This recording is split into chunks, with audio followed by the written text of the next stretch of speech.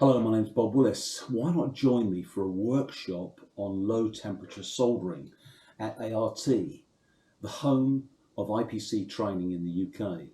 Now, the workshop I will be running is all focused on the use of low temperature soldering alloys, something that can save you money in terms of energy cost. It can reduce warpage of components and printed circuit boards because you're soldering at lower temperatures. There are some issues related to the materials which we'll fully explain during the workshop.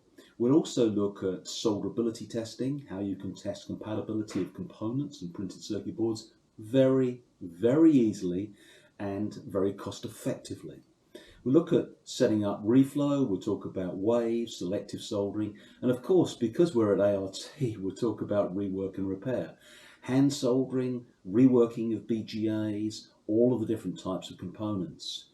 You'll receive a copy of all of my training books, my soldering books, as part of the workshop, along with some inspection and quality control posters. And of course, we'll talk about defects that I've experienced over the last couple of years, looking at and implementing the technology. We'll also mention robotic soldering, which has been an interest of mine with low temperature and existing alloys over the last couple of years. So join me at ART, the home of IPC training in the UK.